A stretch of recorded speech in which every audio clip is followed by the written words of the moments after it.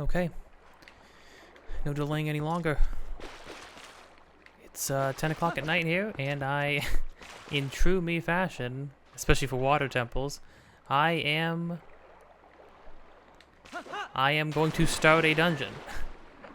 And of course it's a water temple. I'm pretty sure it was this time of night when I did the water temple in Ocarina of Time when I first... Jeez, that feels like a long time ago, jeez. It's not, it's only a couple months ago, but it feels pretty long. But then also... I think I also... For that video, I made myself a Roy Rogers.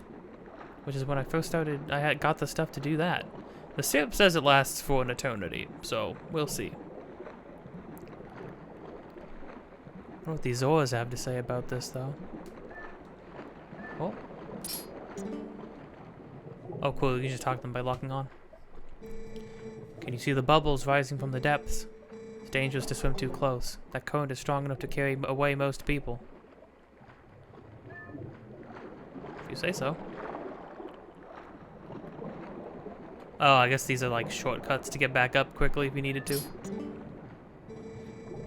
So, you wear the garb of the hero in my people's legends. Oh, you perhaps... Well met. I, dear hero, am a maker of bombs. Pardon me for asking, have you heard of water bombs? They're very dangerous indeed, but you should be able to master them.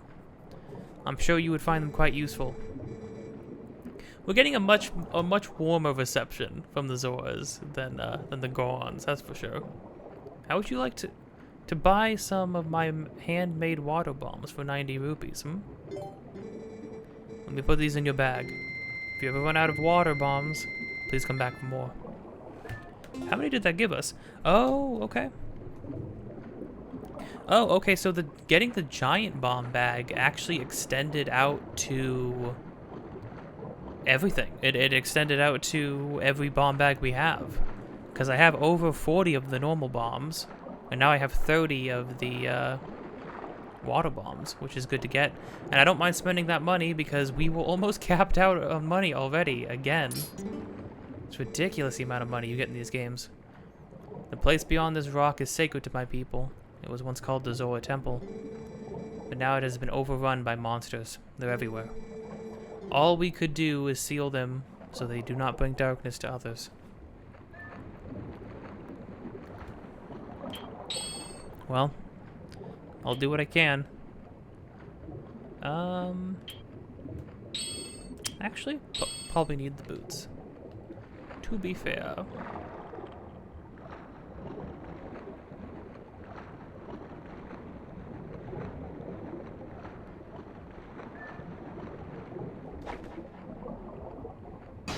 Oh, I see.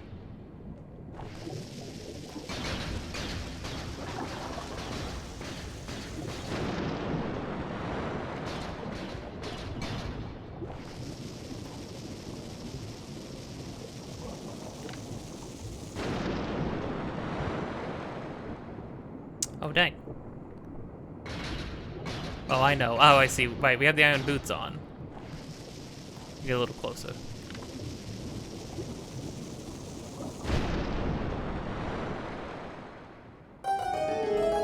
He's probably like, hey, remember how I just told you that we sealed it up? So, because it's filled with monsters? What are you doing? Interesting. I don't know if this is supposed to be depicting like a city under the water? Could be. Alright. Actually, first off, there's words above. Does it say anything? Doesn't seem to.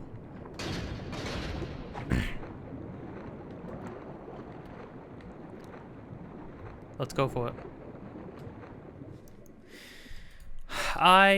Here's the thing. If you look at how long this video is, that will indicate to you whether I had a easy time with this dungeon or the time I expect to have, which is a bad time, because much like the Water Temple in Ocarina of Time, it's easy to get turned around, it's easy to loop and do the same rooms over and over again. And I had a much very hard time.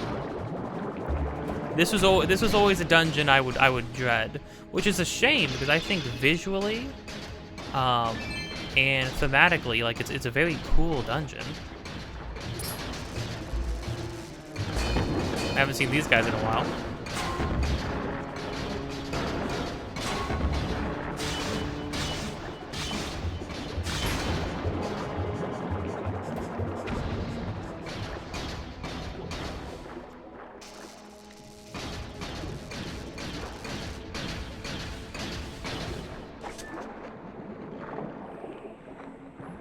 Yeah, we got jellyfish, we got clams, all the classics in here already. They really made this like a combination of like all the water-based stuff in Ocarina of Time, that's for sure. And then we got a chew jelly. Again, I can't stress enough how much I love how the chew jellies look. Do we have a free bottle? No, we don't. I doubt I'll need potions. I'm pretty confident, although I will say any sort of combat challenges or things in this game are definitely more... They test you a little bit harder than other games, I will say. There's some challenges like way later on that sort of put your skills to the test. Taking damage willy-nilly like I normally do is definitely not the strategy, that's for sure.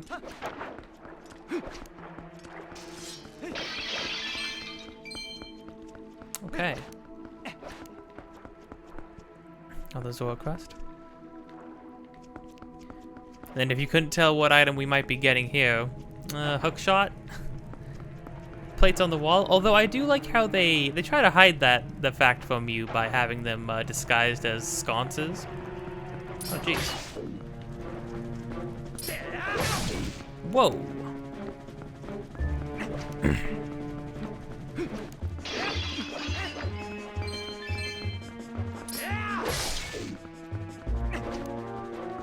Weird. I don't know where those guys came from.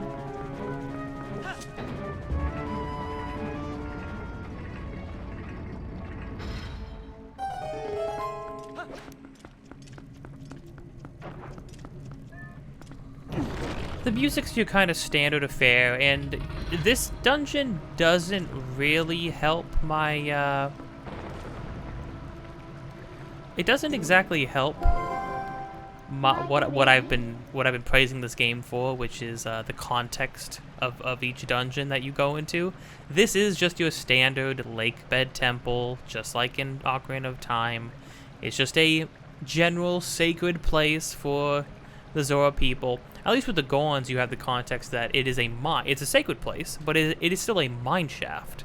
You're going through a mine shaft. There's machinery, there's mining equipment, there's metal, there's man-made structures or Goron-made structures, and the Forest Temple at least has the added intrigue of seeing the Kakiri symbols on the walls and stuff like that, and the fact that you're going through giant emptied trees when we know that the only trees that get to be that size are usually Great Deku trees.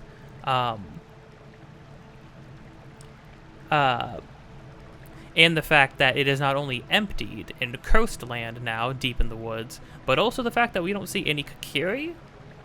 We didn't see any Kakiri in Wind Waker either, but we had Koroks, which were clearly supposed to be an evolution of the Kakiri, made to live new lives outside of the range of the Great Deku Tree in order for them to plant seeds.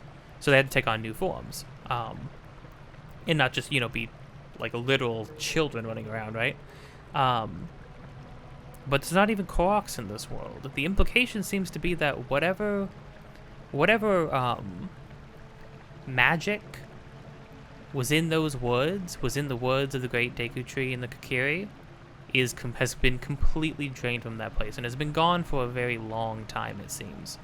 And either the Great Deku Tree spirit and the Kakiri have all died, or they've passed on, which is kind of sad to think about, because remember, Kakiri seemed virtually immortal.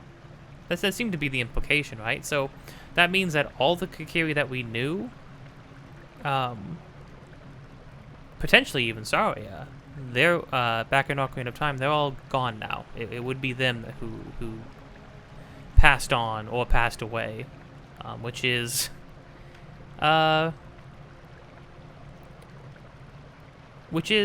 you know, it is sad to it is sad to think about. But the Forest Temple at least had that context behind it, which adds a lot of intrigue to the area. This temple, it's just sort of, it's a water dungeon. It's your water temple, you know. It's the dungeon that's theme is water. That's kind of just what it is. Now, I could be forgetting some details about it. We'll see when we get deeper on. Maybe I will I'll be reminded of some things about it. But anyways, well, that's treacherous. Whoa, don't you think you ought to knock down those stalactites hanging off the ceiling first? They don't look to be very stable. I bet they'd break pretty easily if you hit them with enough force, don't you think? Knock them down first. You know what you gotta say about Midna? To be fair, she's poked us, she's prodded us, she's demanded things of us. But she has helped us along the way. She has not left us up to dry. Oh, now we got these things. I kind of love these guys. I love that they sound like I always took them as being pigs just because they sound like pigs. And of course you could have Tektites.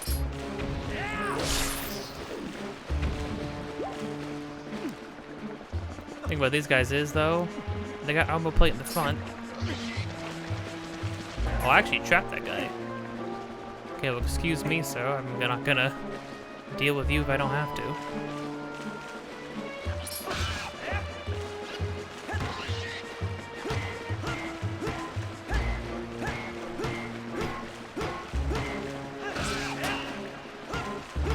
Yeah, if you crowd them and just keep shield slamming them.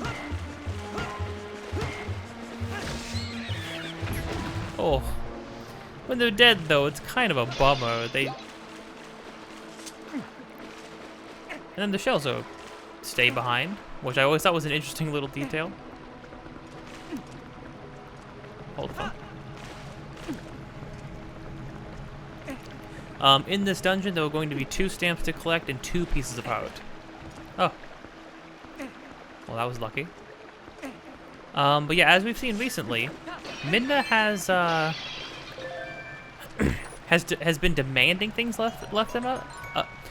demanding things of us less and less, and she's more so been pointing out the fact that, hey, it seems like, you know, what we're doing and what we need to do for you and what you need to do for me both kind of sync up a lot. And so she's been prodding us less when we have the urge to go and help and do our own thing for our own purposes. Now I will say, the water temple in Ocarina of Time was pretty impressive. It's a pretty impressive temple in that game, just its overall design and stuff. All the dungeons in that game kind of are, but this one though really takes that idea of there being like a core room that you're affecting as you play the game.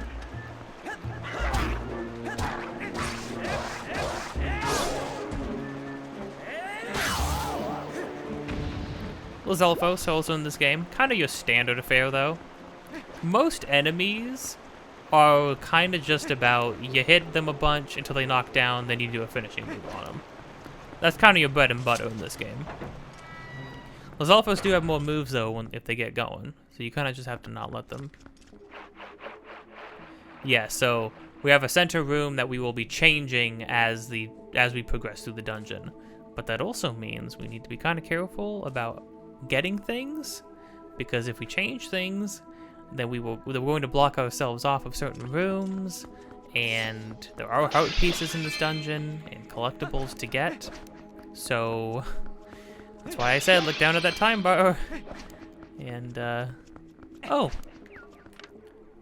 it's Uku. Uku? Oh.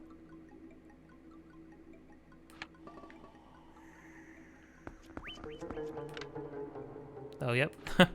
Okay, we gotta make sure to sync up with Uku, that's for sure.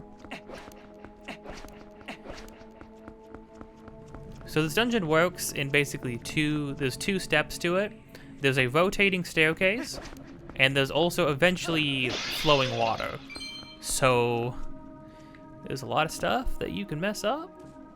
So like, you know, don't mess up if you can at all help it.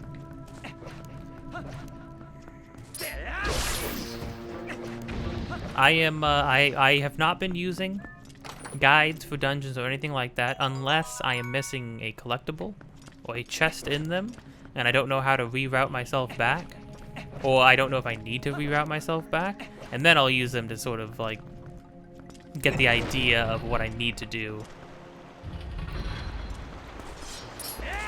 But this dungeon is kind of a lot of trial and error of entering a room, seeing if you can do anything, realizing you can't, exiting and entering this room instead, trying to figure something else out. Things first though, I might have to just drop all the way down. Oh, there were piranhas. Oh, okay.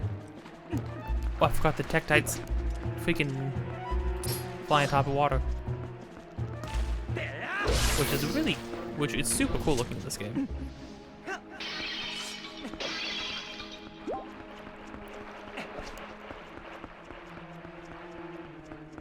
Is there anything down there? Doesn't seem to be anything down there except for piranhas, which is not ideal, that's for sure. Now, you know what? You climb up this. I'm gonna take a sip of my Roy Rogers, which I have prepared in a collectible shiny golden piranha cup that I got from a bar at Disneyland. It's super silly. It's super egregious. I couldn't. I mean, I was there. We already spent too much money, and they asked me, hey, you can keep the cup if you pay like an extra 20 bucks. And at that point, I'm like, why? What do I got to lose, right? Like, I don't know. Like, sure, yeah, I'll buy you freaking... I'll buy you a, like, shiny, chrome gleaming gold cup. Why the heck not? And so this is my life now. So let me take a quick pause. Keeps things nice and cold, though.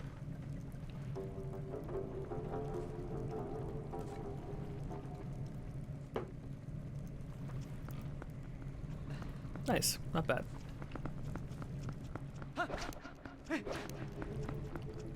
Okay, hold on. I can't already be stuck or turned around. That would be, oh wait. Oh no, no, it can't go the opposite direction. That's blocked off.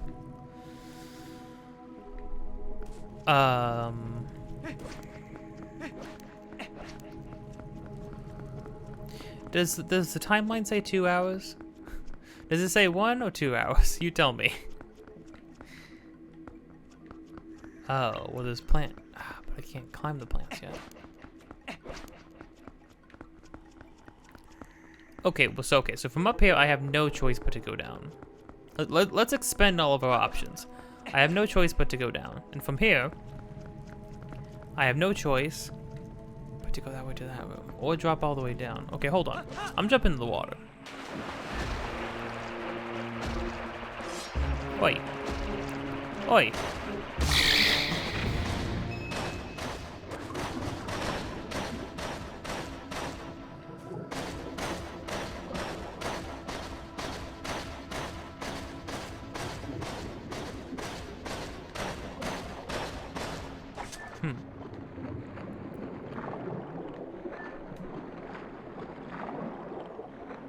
Is there another way to swim up to from down here?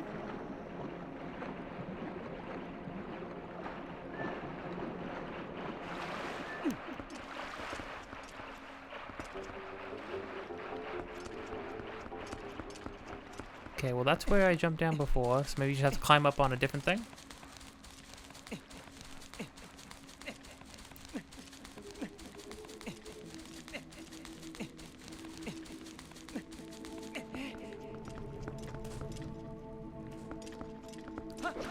Wait, don't tell me both of the climbable things are all on the same side of it. Okay, alright. Maybe I didn't give this room enough of a chance. There's no flowing water though. You can't push it.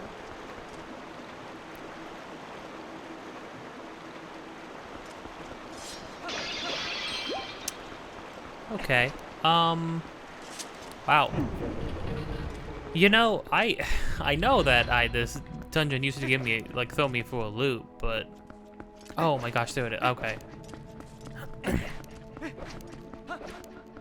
I got it. Expend all your options.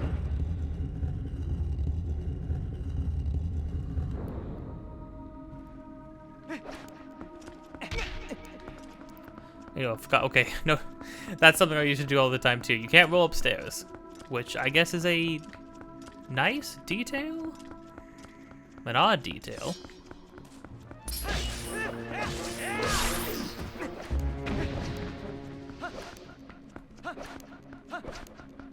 Uku was on this side, wasn't she?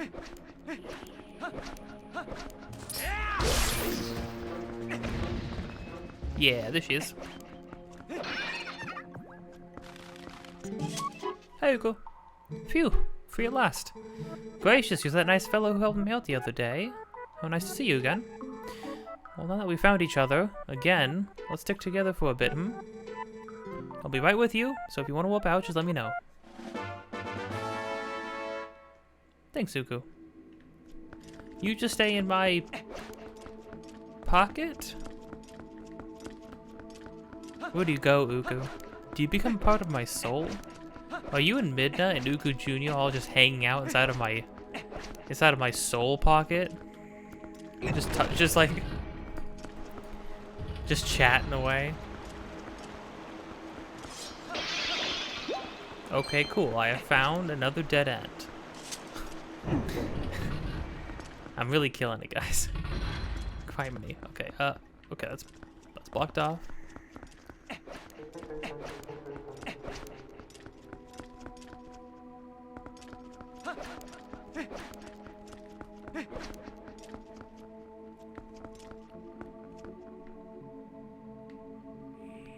So do I need to? Well, that's blocked off with a key. Okay, so I need to pull that one then. All right.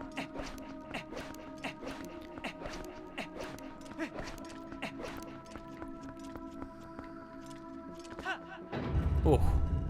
Oh, that's another thing too. Don't miss whatever you freaking do, because if you miss the kind of setback you're dealing with, if you miss grabbing onto those things, holy crud.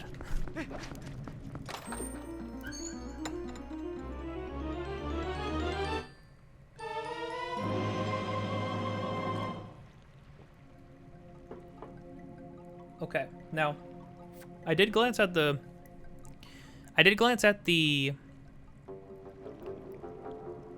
guide just so I know how many collectibles and how many pieces of heart there were to collect. It's a standard 2 and 2. But that also did tip me off to the fact that we don't have to worry about the heart pieces and the 2 stamps until I would say the second half of the dungeon. For now, we're just navigating our way through, trying to figure out which ways we can unlock, which ways we can't.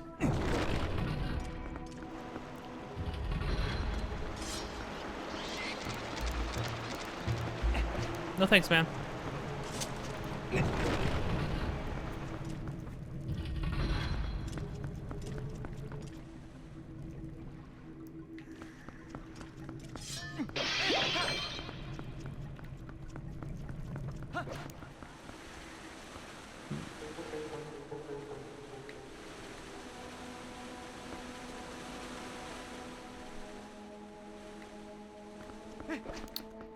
Okay, can't get up there. Oh, wait a minute.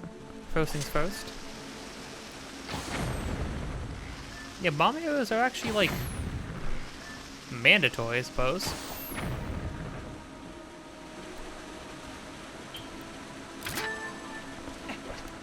I was just emptying out my my third bomb bag. We still have 44 more, so don't even worry about it. Although, you don't get bomb pickups. Except you get them from chests, but you don't get them otherwise. Which sort of makes me wonder about that a little bit. You get arrow drops, but you only seem to get arrow drops from enemies that have arrows to drop.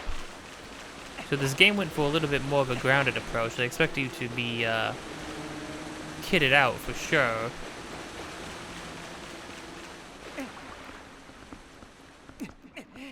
Oh, I see. I plugged that way up.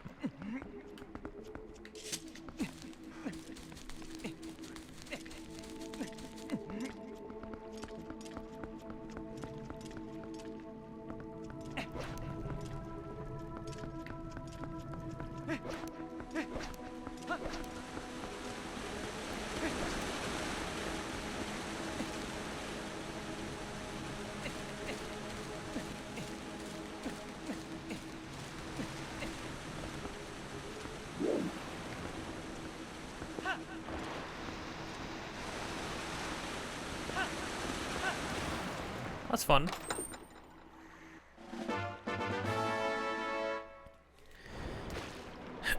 Okay, we got a small key, but a small key can go for... Well, there's two different rooms it could go for.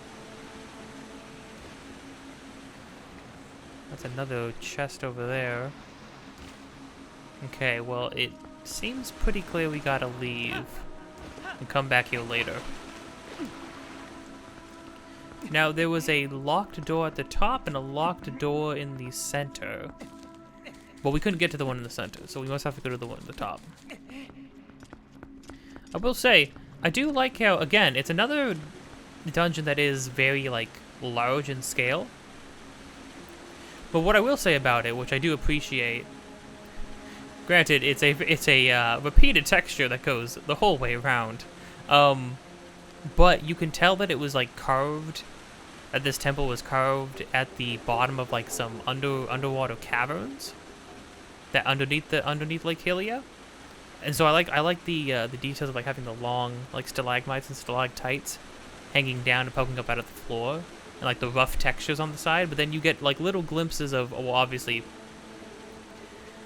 this thing, giant gears and stuff, which shows too that the Zora are definitely a little more advanced than their, like, Ocarina of Time counterparts. But then also you get these man-made structures where there's a lot of, like, a lot of waterways, obviously the giant rotating staircase in the center of the place, but then you get these, like, nice, like, multicolored tile patterns going through a lot of the Zora structures. You get these cute little shell tile imprints that are unique. Man, really look at these textures though for the like the moss coming out of the ground and stuff like that.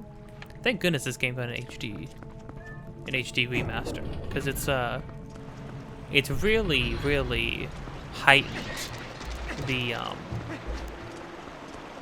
heightened the atmosphere of each location. There's just so much detail. I mean, like, just the detail in this one tile asset is crazy. But yeah, so you get a lot of, like, natural look. It feels very much like Zora's Domain. It feels, actually, you know what's interesting? It feels a lot like the kind of look of Zora's Domain in Ocarina of Time, how it was all built into a it was all built in a cavern, basically, with water running flowing through it. It has that kind of aesthetic to it, but it's actually like an old temple that they haven't been using for a while. Which brings up some questions, for sure. Oop. My skull.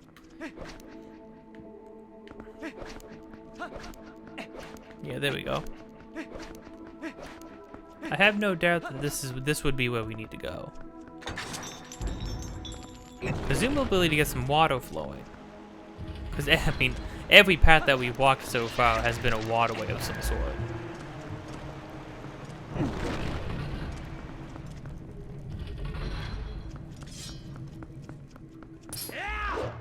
Oh.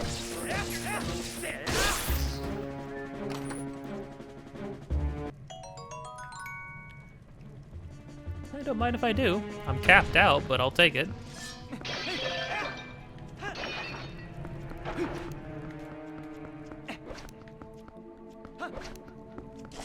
Yeah, it is interesting that they, I mean, the introduction of bomb arrows really changes a lot. And I mean, it allows for a lot more, I mean, any new mechanic that they add on top of every existing mechanic just adds to, like, the amount of, different kinds of puzzles that they can do throughout the game, which is never a bad thing. I'll be interested to see how they change the, what they do with the mechanics in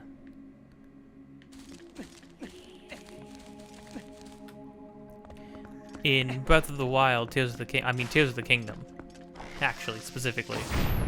I'll be interested to see what they do there. Are these guys, like, immune to... They are. Ooh.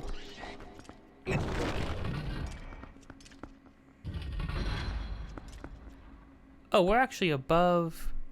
Oh, this is the room we were just in. Well, that works out.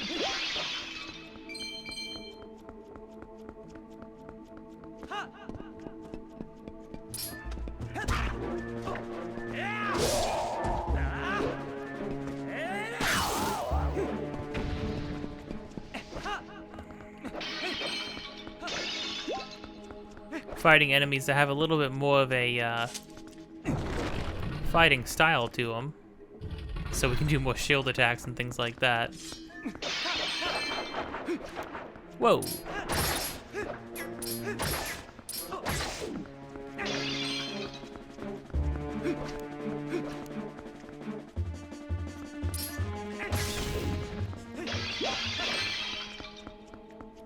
We're gonna be capped out on money again. It's not even funny, man. Okay. Presumably for the center room.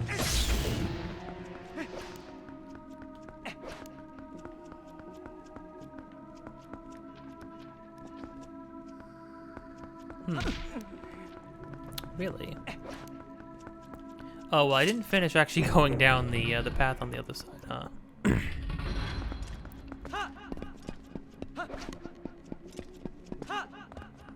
Ooh, the sound design when you're walking on that, the gears. It's pretty satisfying. Oh, nah.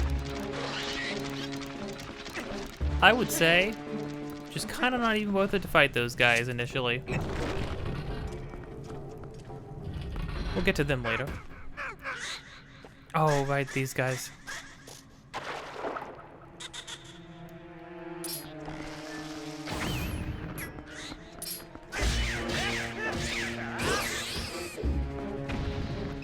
Yeah, I don't know if I ever knew that you could blow up their bubbles. I always thought you had to wait for the hook shot. Spoilers, the hook shot. That's totally in this dungeon. I always thought you had to wait to pull them out with the hook shot, but I guess you could just blow them up? Seems a little OP. I mean, bomb arrows are just kind of... They're a really crazy inclusion. I'm glad they included them, they're sick, but... Still a little nuts.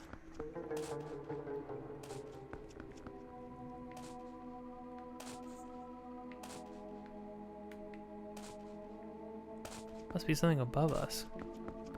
It's kind of eerie to hear echoing off in the distance.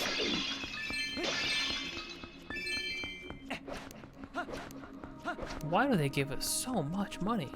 There's no way. I remember in Wind Waker and Twilight Princess, I was always like running out of money. Well, how are we getting a bunch? Like, how do I almost have 1,000 rupees again after all the money I spent paying Charlo? It's ridiculous.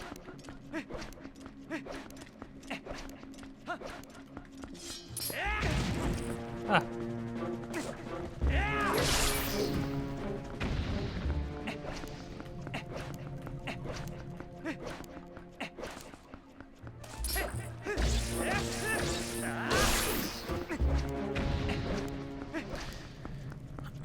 I do kind of miss the orbs the enemy leave behind, and the materials and stuff they would leave behind too to collect. from Wind Waker. When we get to Skyward Sword, we'll get a little bit of that. We'll at least get materials again, which will be nice.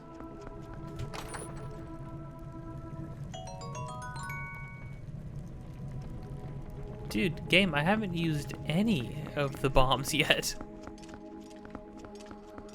Oh.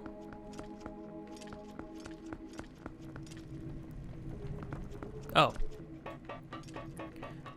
I was about to say, like, yo, game, where am I to go now? There we go.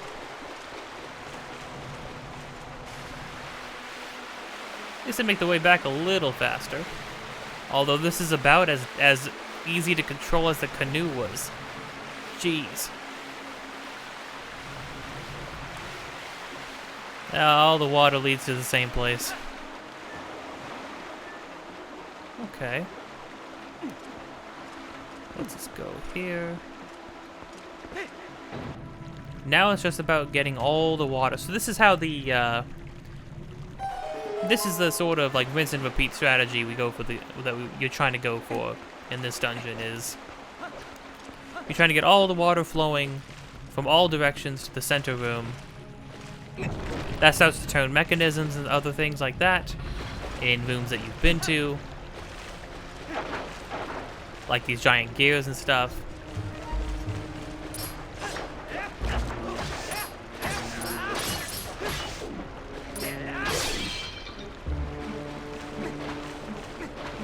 And then each time you do that, it should help you get a little bit further.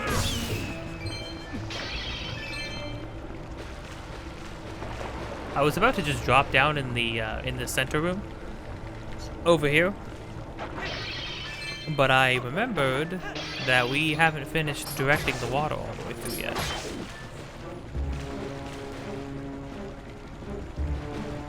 Oh, fairy.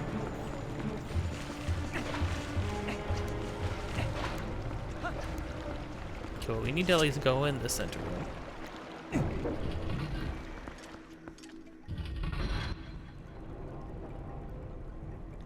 Maybe we do need to go down there? Oh yeah, well this is already turning then. Oh, I see, because the water's turning the gears on the side, so this is actually already turning. Okay. Maybe there isn't a reason to go all the way back first?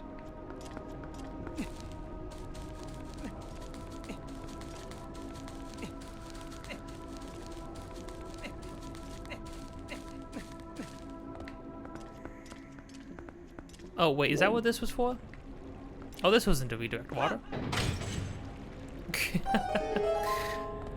Silly me. What a weird... Why make you go through the effort of climbing over it then? Just to unlock that gate that was right there. There's little things like that. This isn't a Zelda specific thing or this game specific thing. But I always question... I know in a lot of modern games they have you know, slowly climb up something, or slowly sidle your way through a crevice and whatnot. They'll have you do things like that in order to hide the loading zones. But then there's instances like that right there that you'll see in a lot of games where it's like, okay, so you had me climb up this in order to access a shortcut right below me. Why did you make me spend time climbing up this then? What did that accomplish? Like, what was it all for? I don't understand. Oh, on the Tektites, you can look underneath their shell and see like their tendons and stuff. Awful. Just awful. Okay, let's see if there's anything we can do on the rotating platforms down here yet. I don't think there will be, but you never know. Okay. Oh, we can go over there now.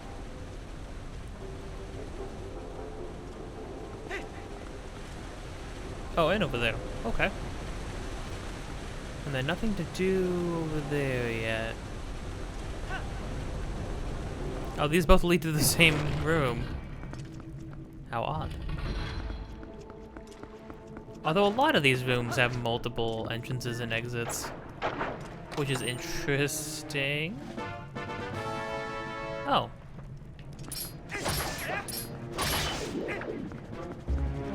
I think I have... I think that's 2 different... That's 2 keys now, isn't it? Or did I use another one? I thought I got a key that I hadn't used yet.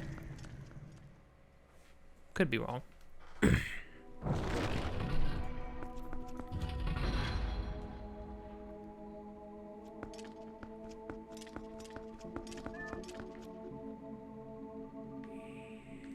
I can't go in here? But this is the entrance, isn't it?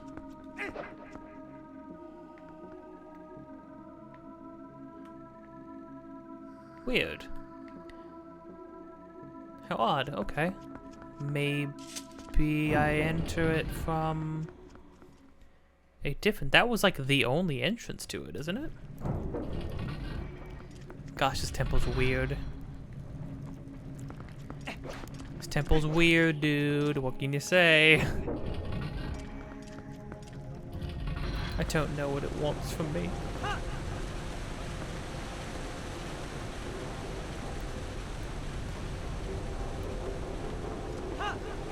Ooh, barely.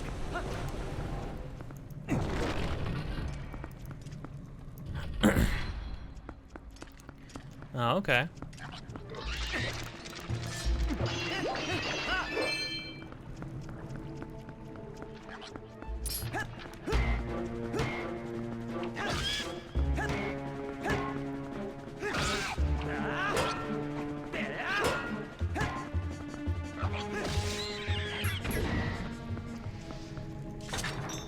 Sorry, my dude, you chose the wrong fight. Oh, okay, do we enter from the water below it? I saw pools of water in there, okay. Interesting if true. Whoa. Oh. Well, okay.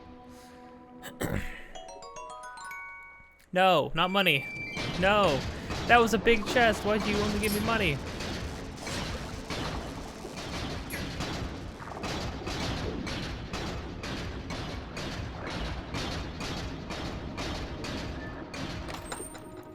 Don't be money. Okay, but like, don't be bombs either. Jeez, okay, you know what? Maybe I... Oh, they're filling... Oh, actually, they're filling up my second bag. That's actually not bad.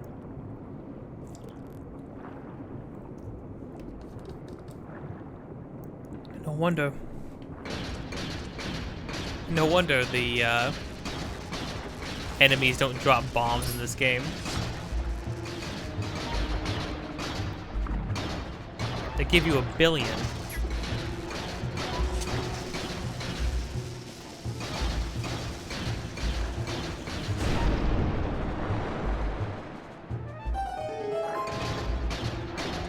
Alone.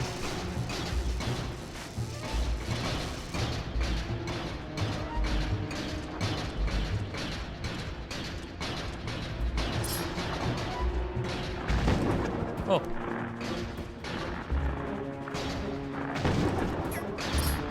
Hold on, wait. Whoa. Oh, he pushed me in here? Hold the phone. I want to figure something out.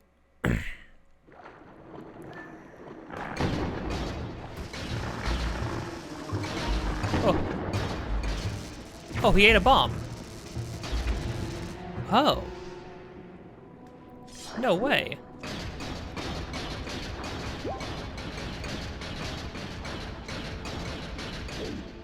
Weird, I don't know why I kept doing jump attacks. That's odd. Okay, note to self, the clams eat bombs, which I didn't know. That makes killing them a lot easier. Oh yeah, we did have to swim up into this room. Oh.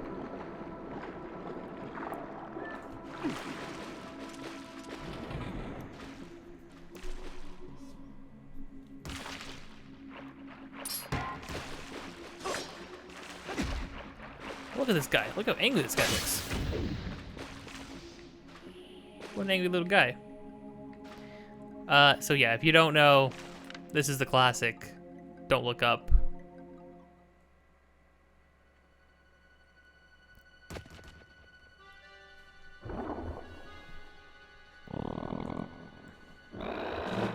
Hey, you know, this is gonna be the first midpoint boss that does not become our friend after. This guy's it's just a giant frog. What can you say? There's not a whole lot to say about it. It's really weird.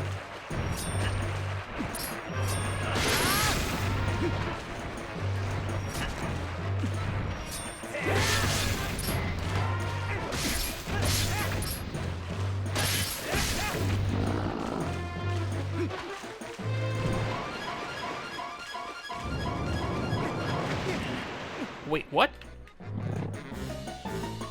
Oh my gosh, he freaking incapacitates himself by doing that. That's so funny.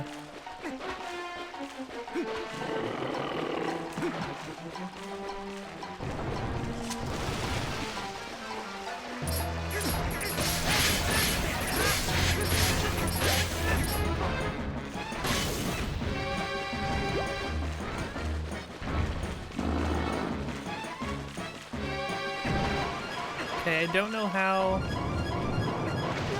Well, that's not where I was on him. I was on his face. Okay, weird. He's coming down a lot faster than I remember him doing. It's a lot less forgiving than I remember it being.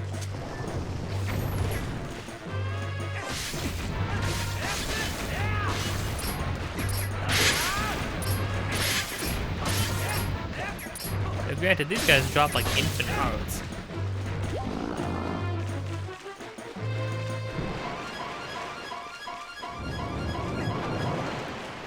There we go.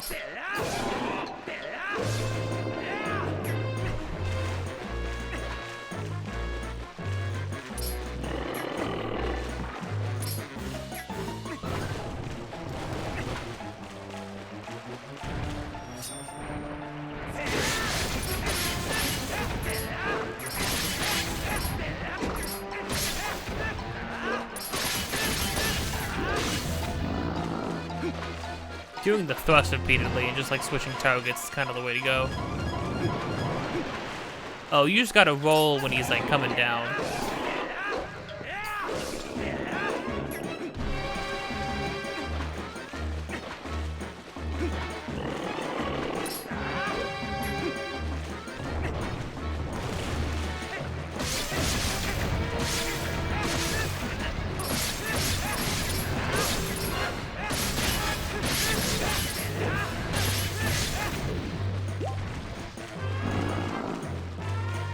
Let's not mess this up.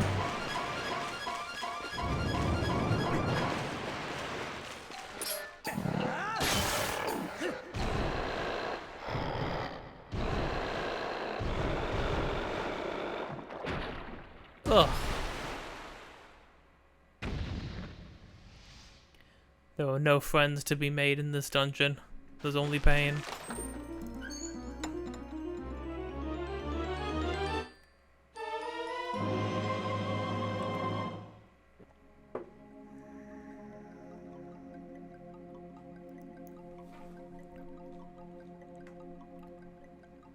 And we got the hook shot. Nice. I think the hook shot looks freaking sick in this game. I like how mechanical it is in this game. How many more parts it feels like it has in this game. It's pretty darn cool, and I dig it.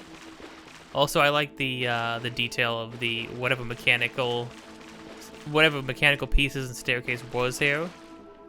Because if you've noticed, the poles that we've been hanging off of in order to activate things have been connected to those things that look like targets, the gold circlets that have a red dot in the middle. So what that is indicating to us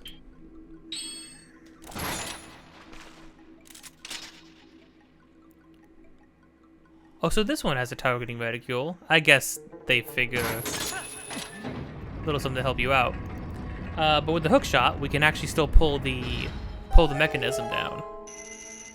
But another really cool thing about the hook shot in this game too is that you can slowly lower yourself down to like make yourself level with a certain, like make yourself a certain height, which is kind of cool. Or just like slowly, gently lower yourself down to the floor, which is a really nice little extra mechanic that it has. And then also what it does is, there are a billion things. Oh, I hit him with it?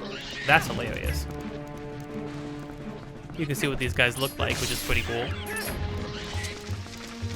Oh, wrong button.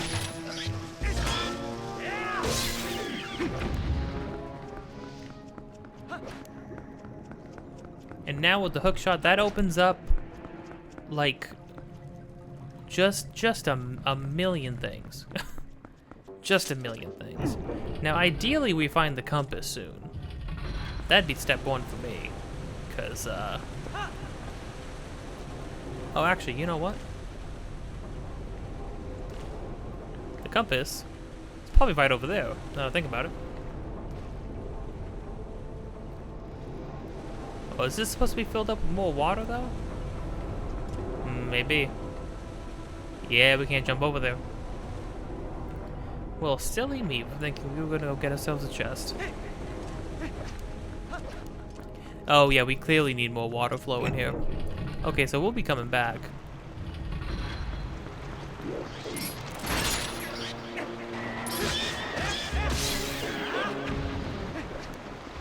Oh, I can actually use the heart.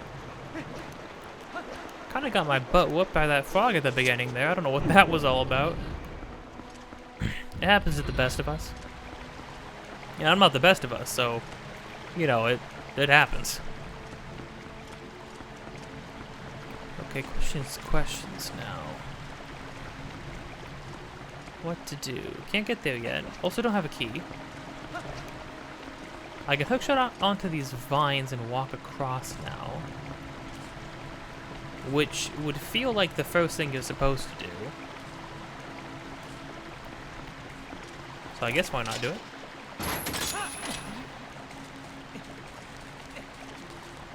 Surely I'll have to do some backtracking anyways, so... Oh.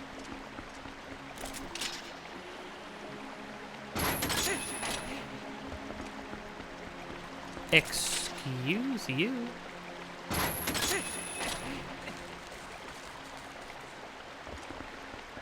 Link just automatically started moving down. That was weird.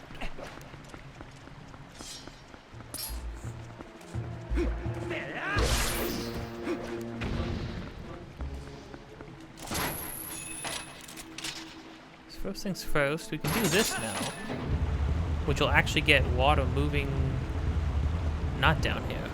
Oh, yeah, no, yeah, down here. Oh, the perspective was weird, so I didn't know where it was going. Ah, and then that moves the water wheel. Nice.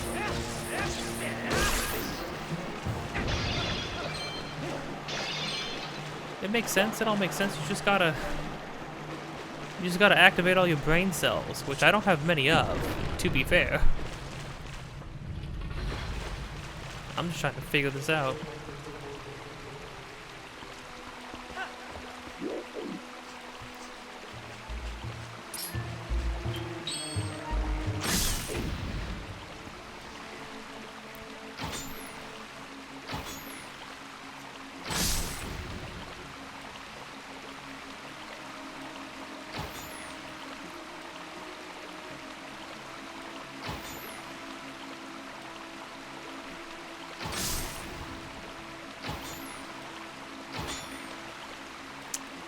Dang, I'm getting close. Oh, nice.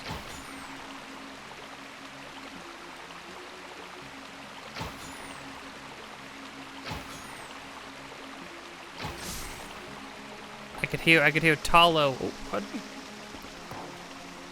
Talo in my head saying, "Hit the red pole! Hit the red pole, Link!" It would be so cool. Dang, that's got so much chain. What the heck? Dankeschön.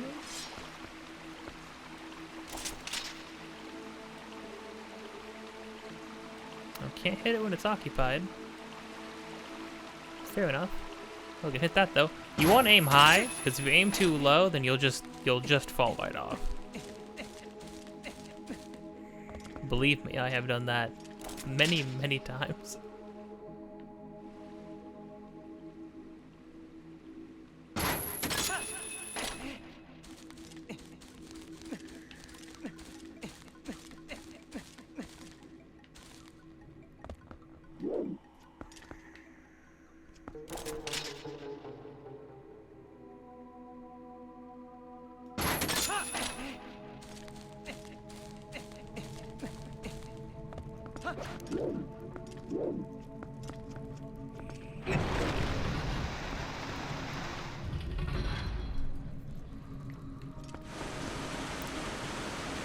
Okay, what do we got now?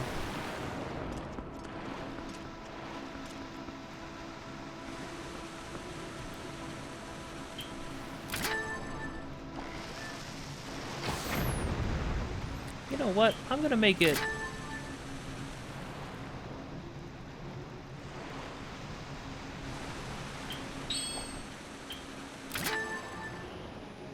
Yeah, I'm gonna make it, well, I'm gonna use the water bombs instead. Just cause, like... I just keep getting water bombs.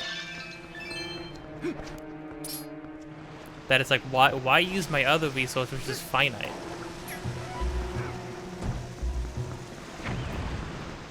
Well, that actually worked. There's so many ways to kill these guys, jeez. I can't pick up any more money. It's too late. Oh.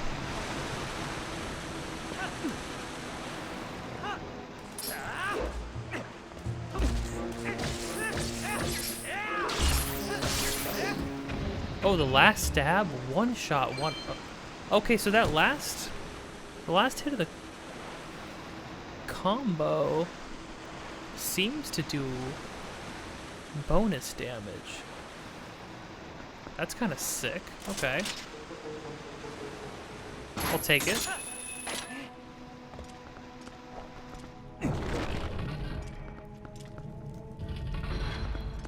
Now, I think the intended strategy is to pull these guys out.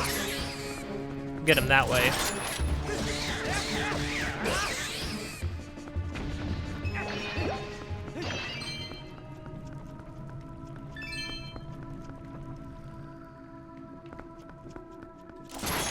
Oh.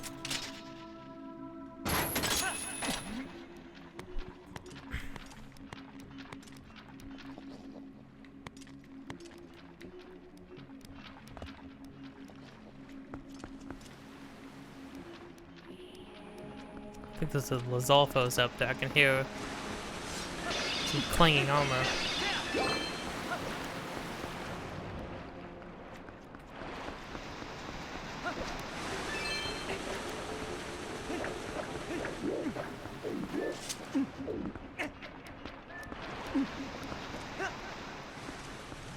Okay, so those are for a puzzle then. Surely.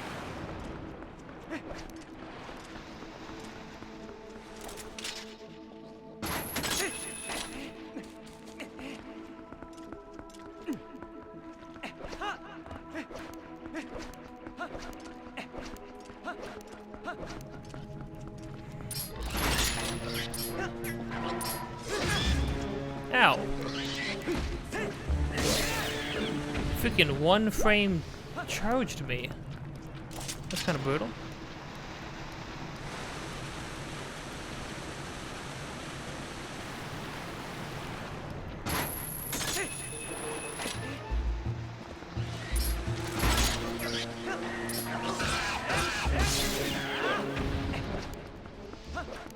I don't know what those guys are called. They're called like Minosos or something like that.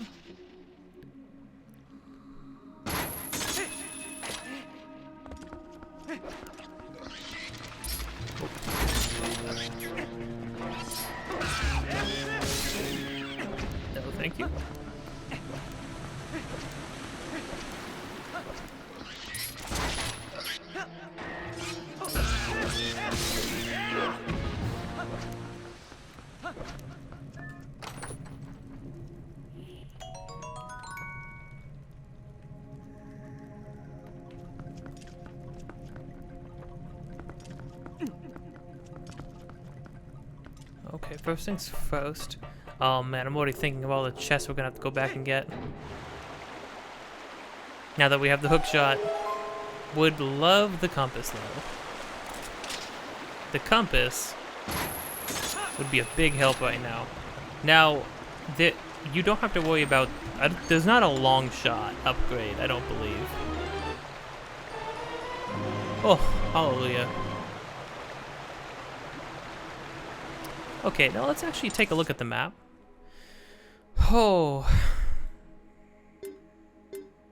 Okay, but not... it's not like a full... 4 floors of... Oh, I mean, there are 4 floors full of... Okay, well, that one doesn't count. So there's 3 floors with multiple levels. Floor 2? Oh my gosh, this is where we're at? Look how many chests there are. Oh, the humanity. We gotta go all the way back up on the other opposite end.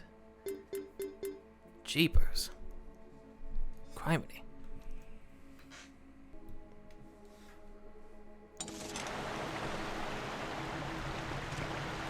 Okay, let's see here.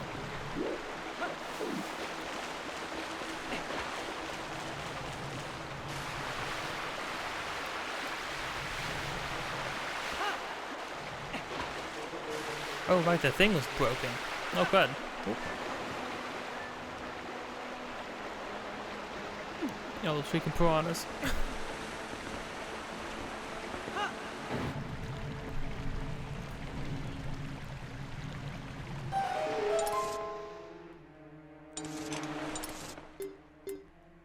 Okay, nothing else to get up here. Only chest ahead.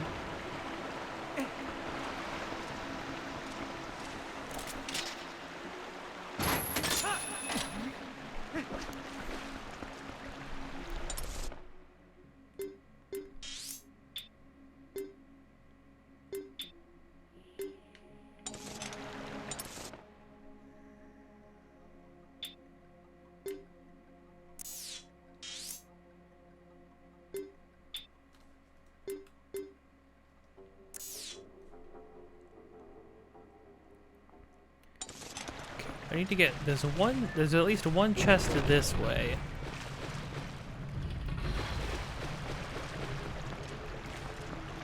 Oh, there it is.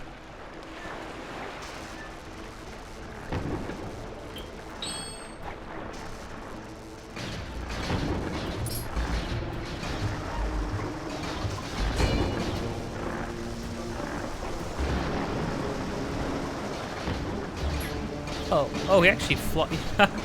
They actually fly straight to him. That's funny. Oh, not money. Please. Please have mercy.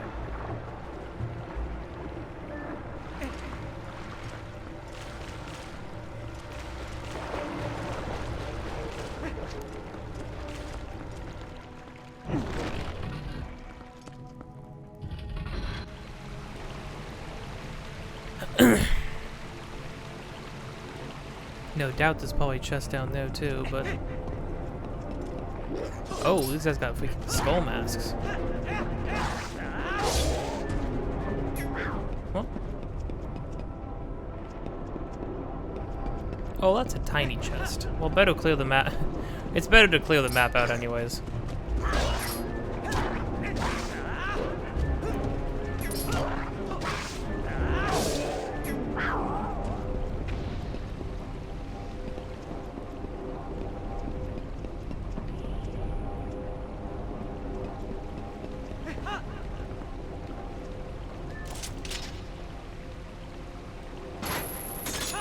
Yeah, see, like, that's pretty far. There is an upgrade for the hook shots later, but it's not a long shot. It's probably one of the coolest, like, changes to the hook shots freaking ever that are going to be in any of these games. Man, I hope they put the hook shots back in Tears of the Kingdom. I think that'd be super cool. Or maybe that thing that lets you, like, zoom up through the floor with your arm, your crazy arm powers. Maybe that will be a kind of like a hook shot. That would be cool. I almost freaking climbed my way down. I don't know why he automatically starts climbing down. You have to be kind of... There's not notches in the joysticks for the Wiimote, the Wii U remote. So you got to be a little bit careful with how you're holding stuff.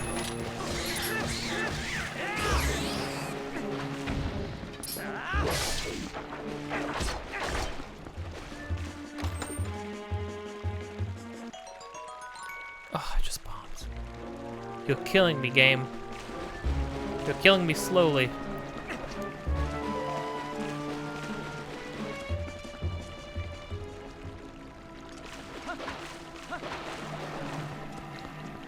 Okay, I gotta actually get back around.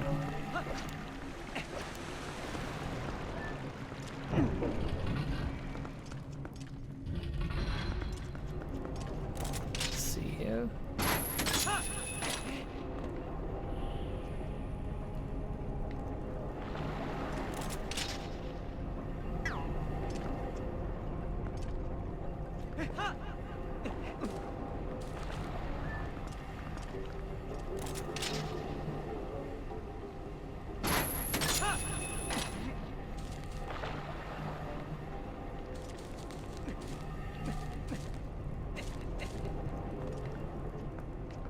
Can I hookshot to that from all the way over here?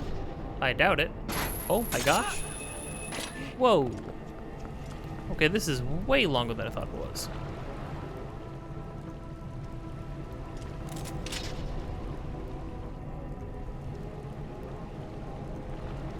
I'm trying to get back across. Can I not? Would it be easier just to go back through again?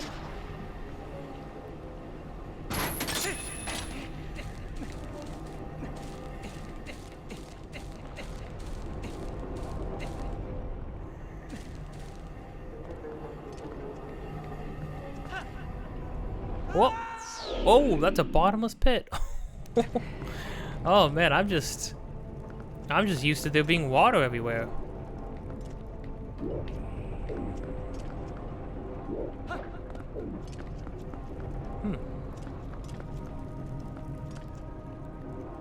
Well,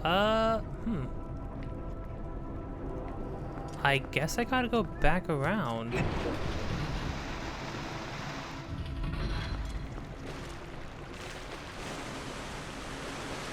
Which ain't great, but this game just does...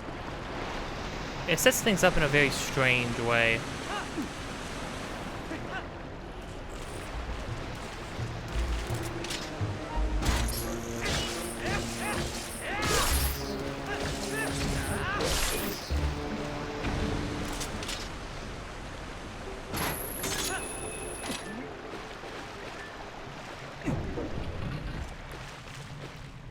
Yeah, and then let's just walk across like a lemur.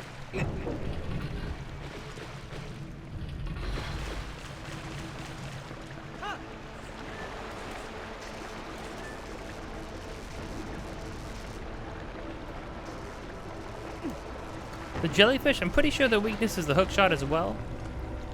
The hookshot is kind of your catch-all weapon at this point.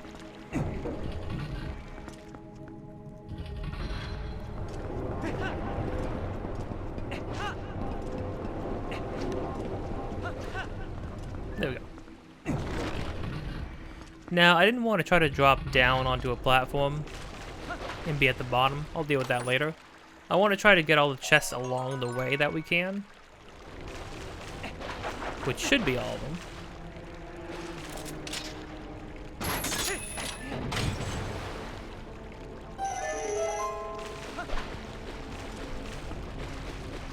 Okay. Hookshot's pretty bulky in this game, too.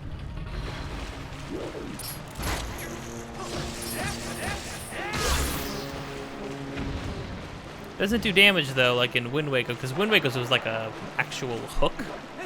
No, not a hook, it was like an arrowhead, almost.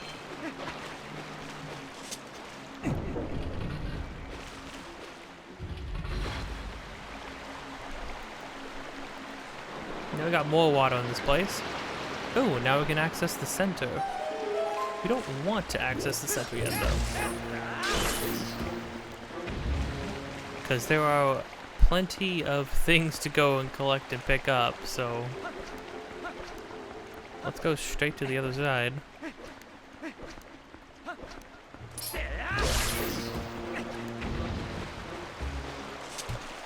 Now we shouldn't need to move the staircase hardly at all, if at all.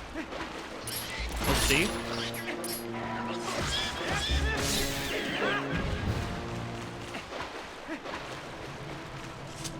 Because there are bits of vines that you can use to hook shot to in order to get to places. So should be fine.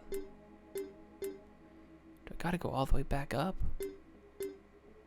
I think I do. I think I do have to go all the way back up.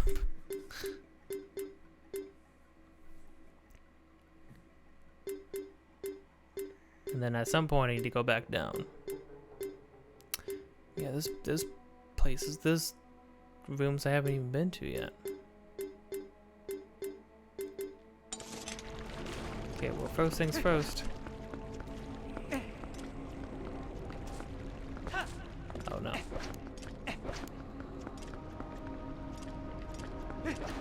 Oh, no, I gotta straight shoot.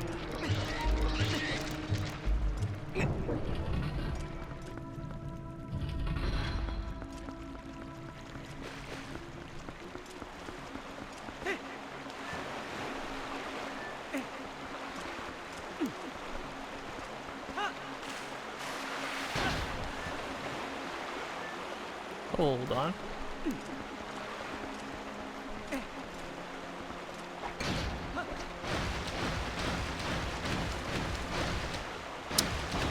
But this isn't the way I have to do this, right?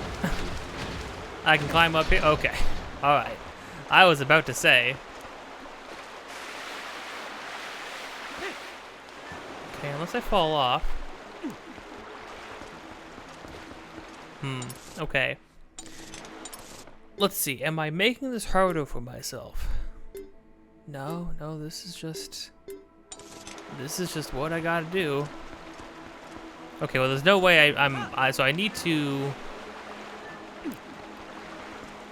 yeah, I need to use the side rail. So I'll tell you what, I'm going to carefully make my way all the way back up this spiraling staircase, back to the top so we can get that chest. And I will see you when I get there. Wish me luck. Holy crud. Had to run it with some Tektites, had to jump down with the boots on and fight them for a sec. I suppose you could keep the iron boots on and waddle your way up and then hook shot your way across bigger gaps. I've just been kind of sprinting through. This is silly. It's gotta be a hard piece up there. There's no way. I swear if I get up there and it gives me like, and it's a stamp. Here's the thing, we need to collect the stamps anyways. But if a stamp is what you get for climbing all the way back up here,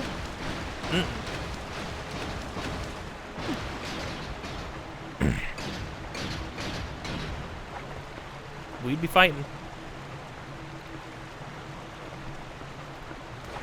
I'm not even gonna risk it.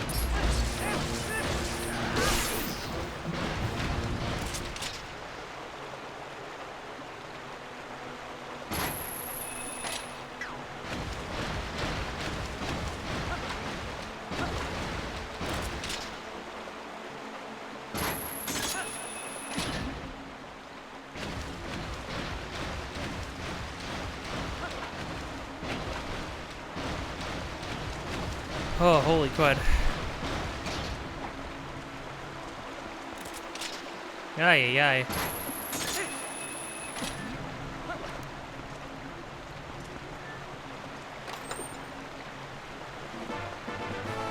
It was a stamp. Holy crud. Oh, Nintendo, you're so cruel. You're so cruel. What is wrong with you, Nintendo? Why would you do that? Alright, well, we got what we wanted. Pete's sake. I'll lose my mind.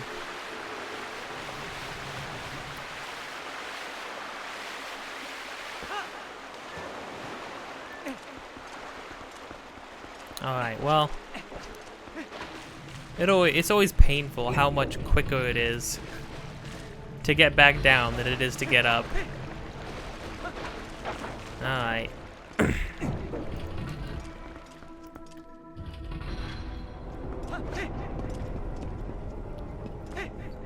We're just gonna hop straight down here.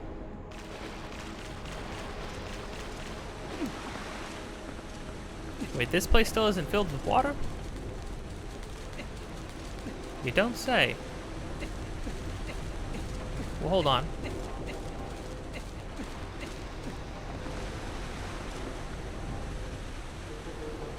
Is there another way to get over there?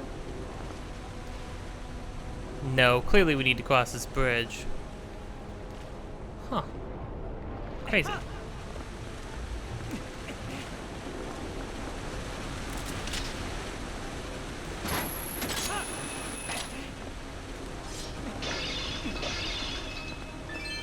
Bunch of rupees.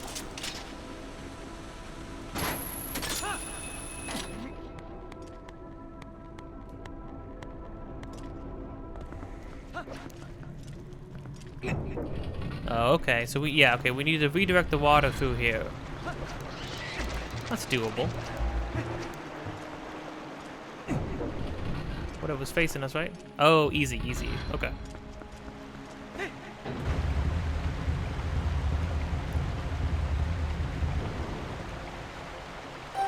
Yeah, so we've activated all the water that we need to activate, period. So you don't have to worry about that anymore.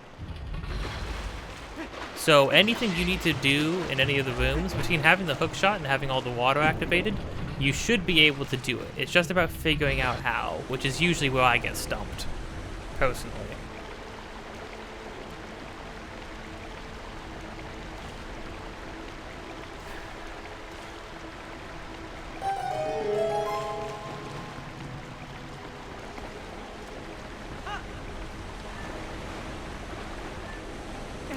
Screw it, just ignore it.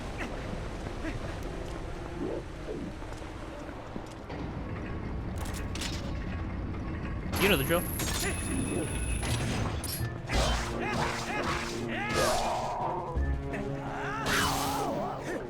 It's kind of crazy that the Lizalfos don't have any more or less HP. I mean, they don't have more HP than like a standard, like a red moblin? Not moblin, but coblin? Oh, that was a piece of heart. Okay, no, okay. I think the other one was a little bit more difficult to get back up to. You only gave me a stamp for it. So, I don't know, screw you for that, but... But okay, if you say so.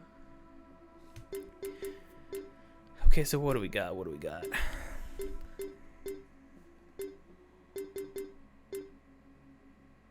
In the very center, on the second floor, this chest. Very center basement where we're at, there's a chest. And then obviously there's chests in the rooms that we haven't even been to yet. Across the way. Presumably we're gonna get to those places. Who's to say?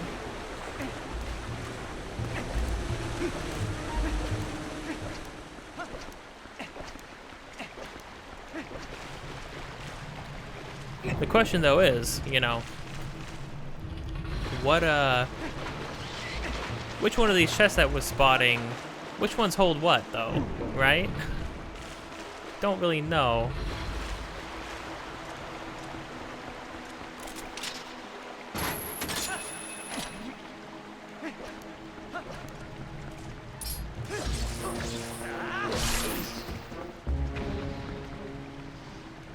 Okay, well, we can just go straight there. If we wanted to.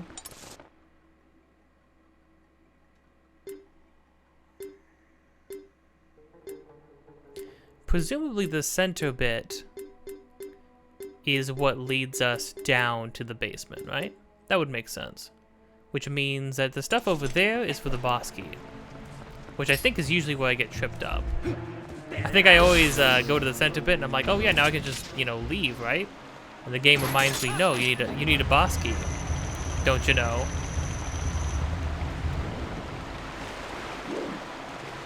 but we haven't actually crossed the room with the 2 spinning gears yet, so let's try that.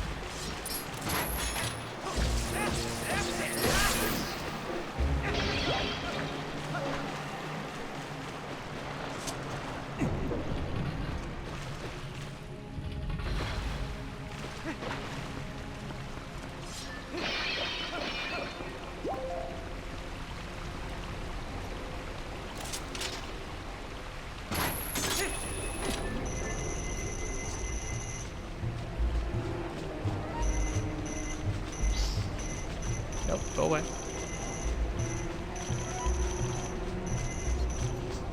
What? Oh, I was alongside the platform. No.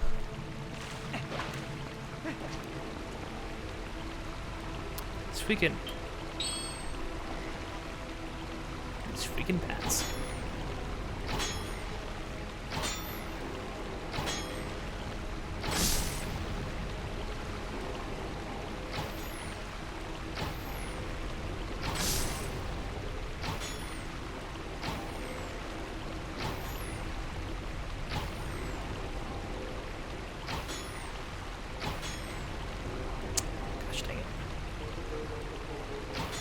They literally have like random patterns.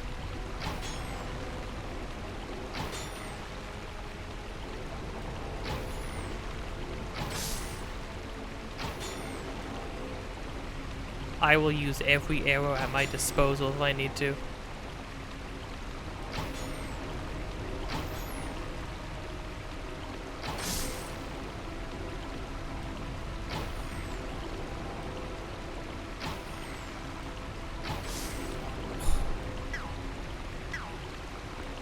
And don't you forget it.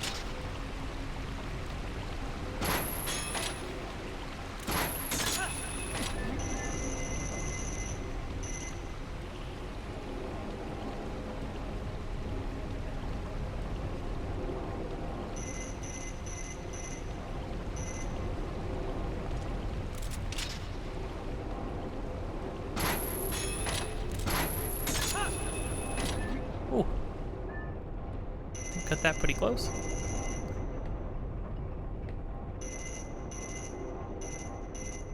The freaking depths. You gotta wonder how deep this goes. Or what's at the bottom.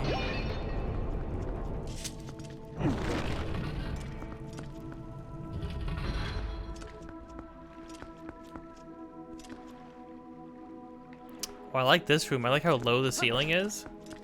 Makes it feel a little bit more claustrophobic, like actual like underwater caverns.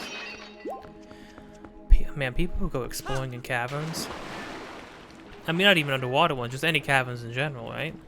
People who go exploring in those are a different breed of human. It just seems horrifying.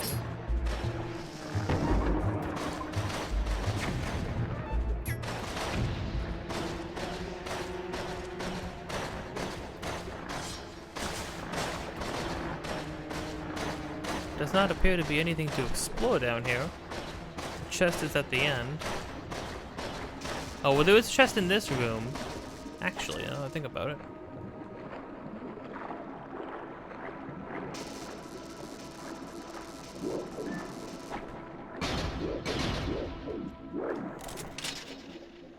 Is it, you guys weak to the hook shot? What's going on? Oh, yeah. Oh, you pull their freaking brain out. Yikes. I forgot. That's kind of intense, Link. Jeez. Just dismembering them.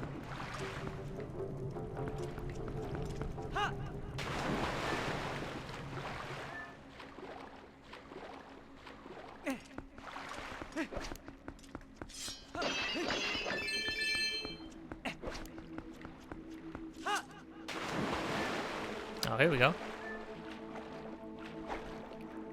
Ellie.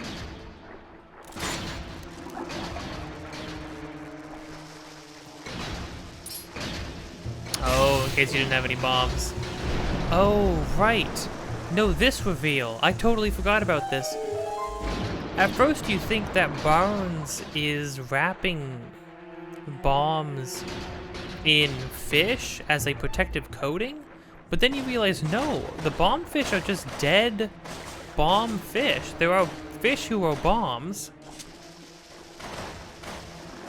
and he just kills them. Don't know how he gets them, but he kills them. He kills them, and then he just sells them to you. He just sells their corpses to you, and they retain their explosive nature. I don't understand it, man. It's messed up. It's uncomfortable to think about. It's uncomfortable to look at and acknowledge as being like just the way things are.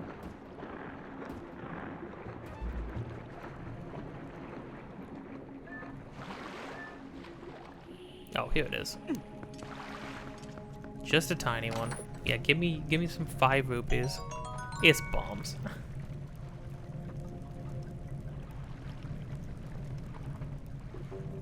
What's my life?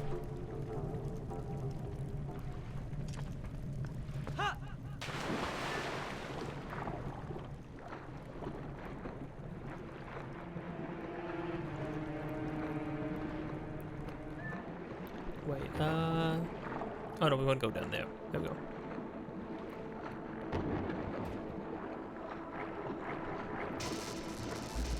No, thanks. Now, we take double damage from ice and fire.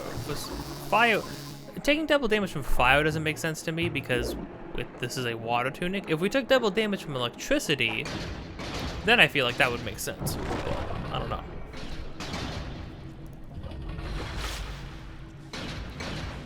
Could just be.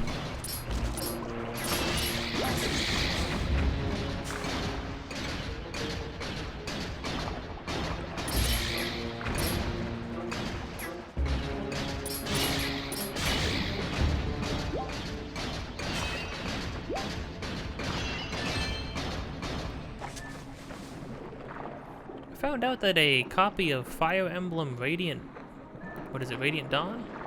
Radiant something, or Path of Radiance, on the GameCube for like a boxed set of it was like going for $500. Oh, I was right. Yeah, this is the boss key. Oh, this is a cool little room. It's like fully tiled. Well, this is a particularly important room, I suppose. So I guess it would make sense for it to be a little more dolled up than every other one. Ah.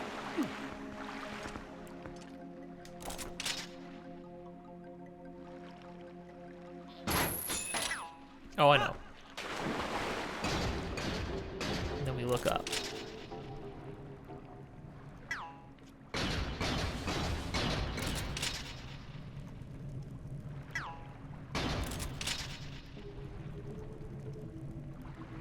Or not? Wait, hold on. Do we have to drop down on this?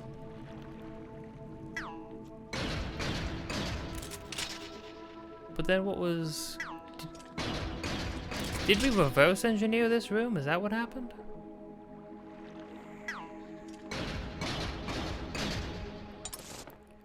Hold on. We did... Yep, okay. Weird.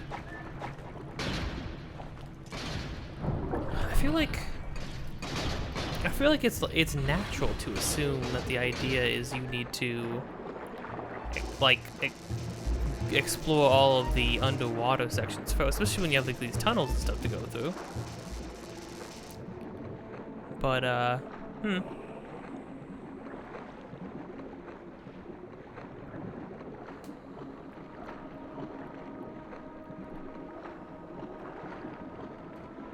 oh wait, no, I know. Oops. Oh, which is why they put the water bombs here in case you run out. That's them acknowledging that, hey, you really need to be able to get down, like, through down here.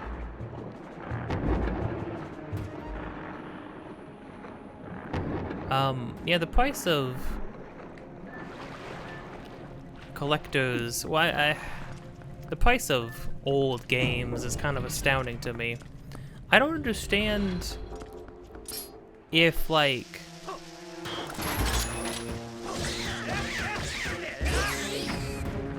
I don't understand, like, is the rarity of Path of Radiance, is it actually a rare game? I feel like it's a pretty well-known game. I feel like it must have been fairly popular. It was Fire Emblem after all, right?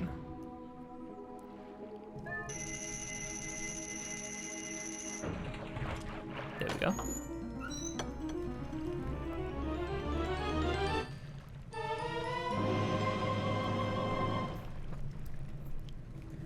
Thank you kindly.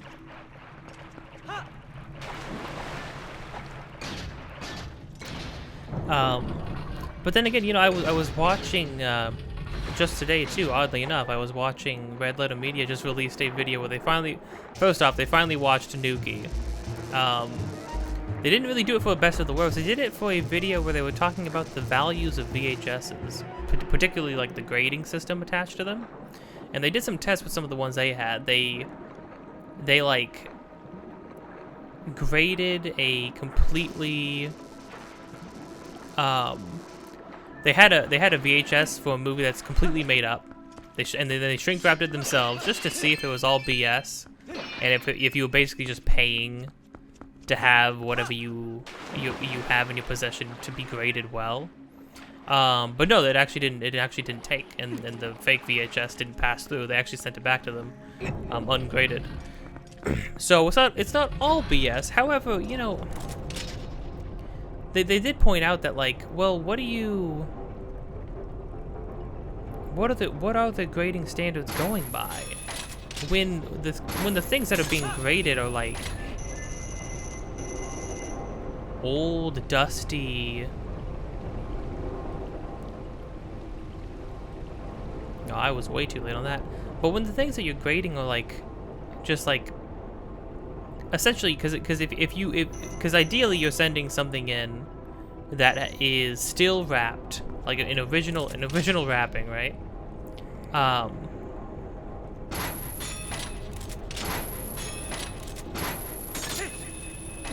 In original wrapping. But then all you're doing at that point. Oh, I need to land on that one. Crud. There's really nothing to do but hang out. Okay. Well, anyways, I'll finish my thought. But then when something is still in its original packaging, then all you can base it off of is like the condition of the box inside, or the condition of the wrapping job. It's sort of like it's like what is the value? How are you determining something's value?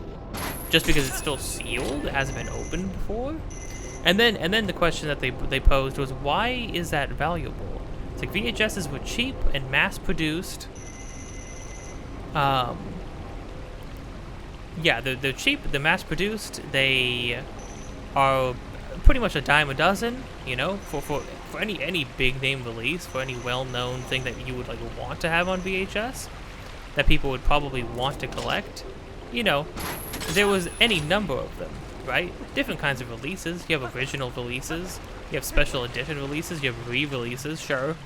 And then which one of those are more valuable than anything? First editions are usually more valuable, but then again, like, why? It's the same. It is the same thing at the end of the day. And ultimately, it came down to, well, it's worth whatever people decide it's worth, basically. And part of how people decide something's worth is whether or not it's easy to get anymore. But then because people have gotten more into collecting with the idea that you are either going to collect something in order to keep it or collect something in order to resell it later on in the future, right? Because of that, people have gotten into the habit of oops. Ah. People have gotten into the habit of... Oh, this is the boss key chest. You don't say.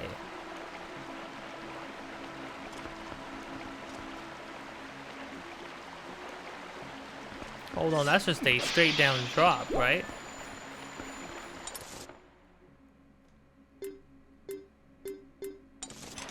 Oh yeah, don't want that.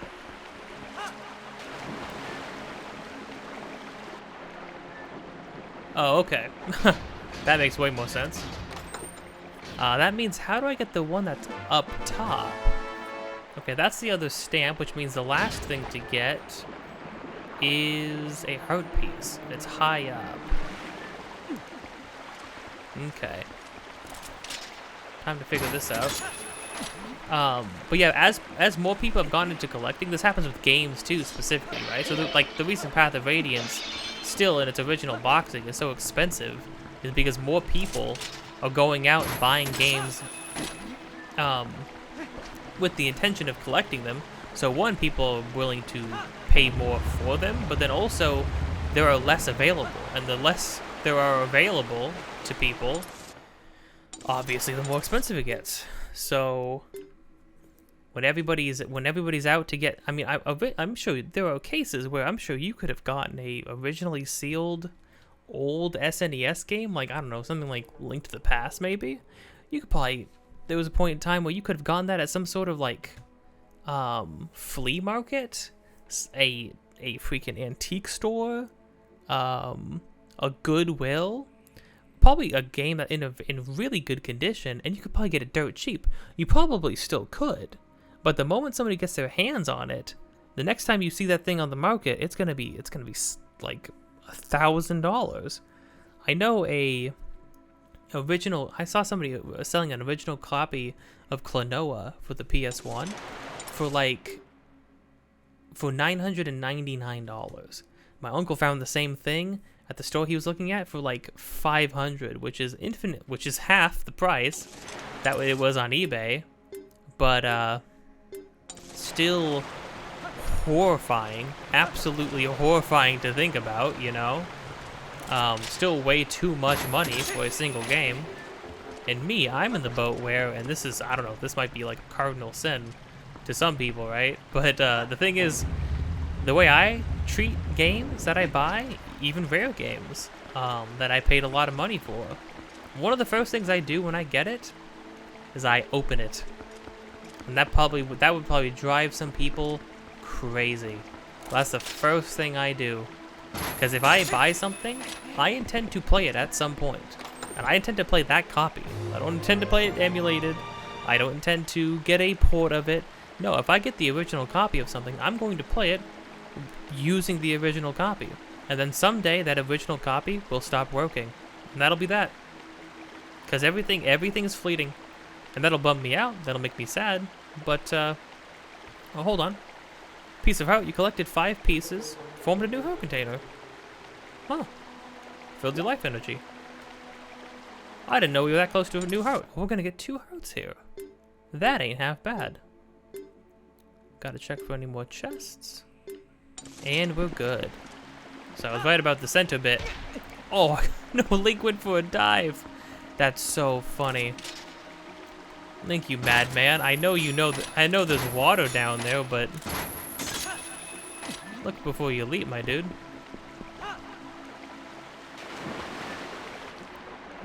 Jeepers. Okay, with that, I guess we're good to go. How long is this recording right now? 1 hour and 43. Okay, well, I did have to do some backtracking, but not because I was lost. I always knew where I was going, and I always knew where I needed to go. So I'm actually pretty proud of myself for that one. But now, we experience something very different.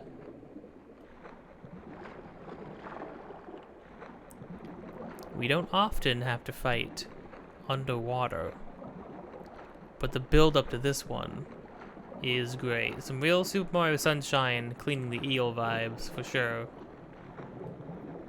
deep water. I'm not, you know, I don't have a phobia of it, but I think this would be enough to get under anybody's skin, to be honest.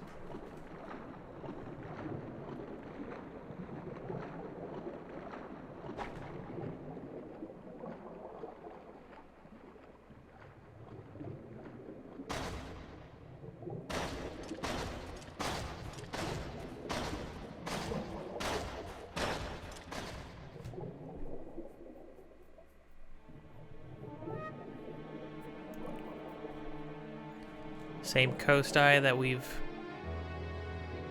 had to destroy for every single boss we fought so far.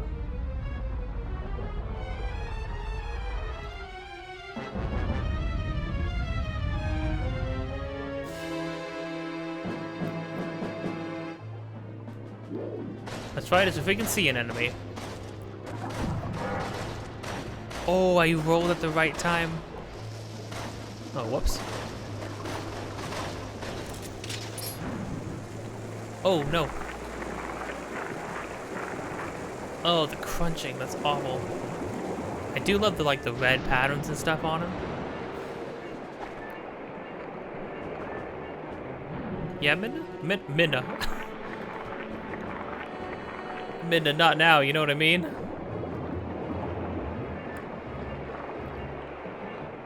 Freaking. What's up, Minna? Looks like that eyeball is pretty important to him. See if you can target it and yank it right out of the tentacle. Get too close and it'll attack you, so make sure you leave it. You know, I got you. I got you.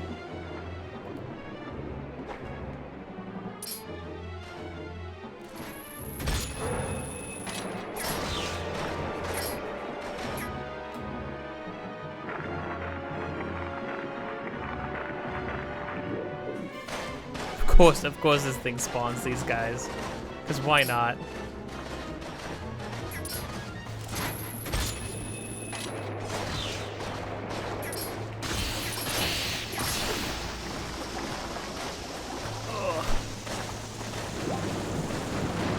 We don't need to be that close to him because, well, I mean, our hook shot goes a mile away.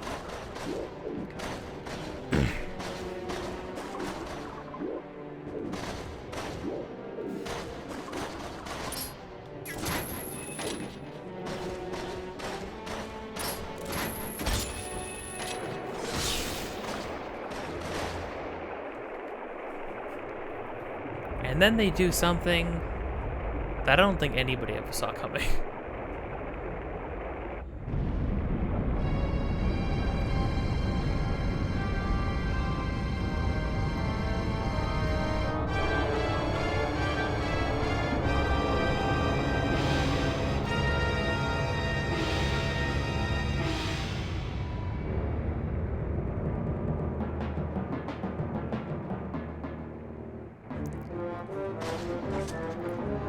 I love how the music kicks up. The music is sick, by the way. They give you a straight up... This is like a straight up a Shadow of the Colossus level boss, as far as like its scale and what they're expecting you to do.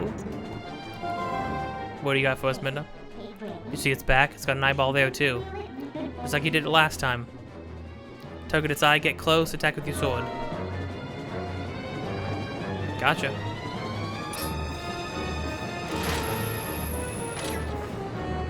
It's just a matter of getting close. We do not swim fast, that's the thing.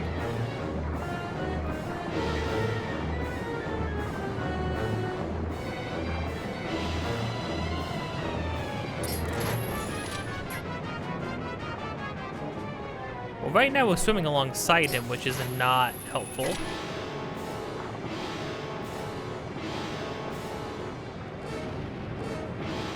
Oh, then he starts knocking the pillars down.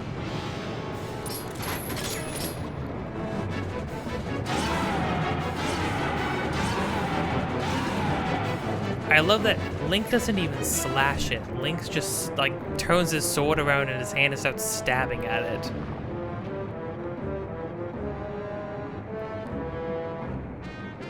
I think here's the thing. I think the water temple, upon playing it again, it's good. It's a good temple.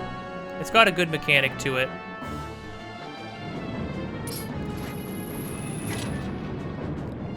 Wait, what? I wasn't anywhere near him.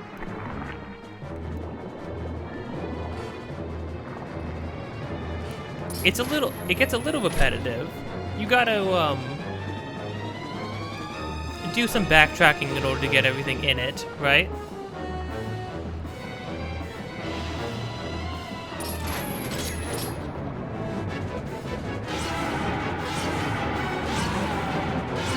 But I think ending on this note, not only because this is the, not only because, like, we're hitting, like, a decent length in the game, so, you know, you gotta up the ante a little bit, but also just the fact that, like, this is the last few shadow we need to get. So they made it such a climactic endeavor in order to get it. Fighting something that has few rivals in the Zelda series. Mulgera is a big worm boss for sure, but the reveal of this thing, the way it looks, the arena you're fighting it in Mulgera, they hit home. Both have great music too.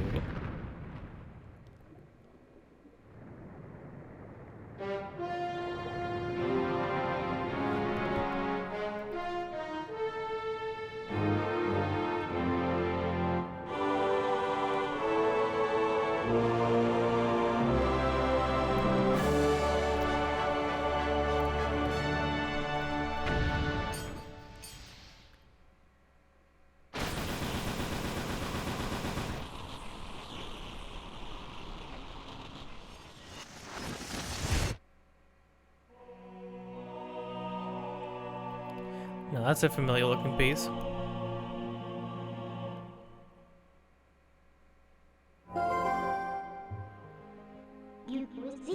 There it is. The last few shadow. I'll just take that, thanks. Now don't resent me for all I put you through. I need this thing.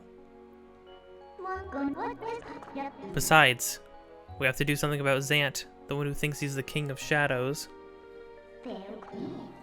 His power is a false one. I'll prove it using these. So, I've done everything I needed to.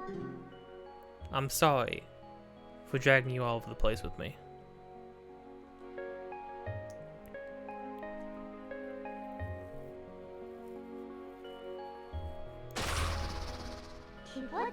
So, shall we go?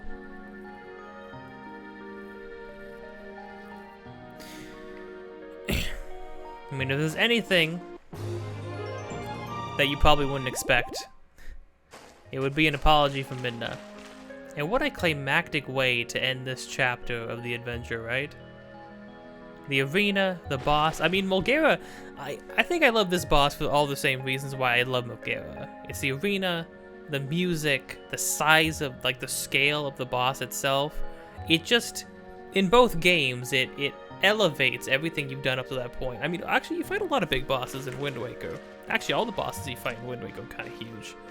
In this game, though, moderately sized, I would say, in comparison.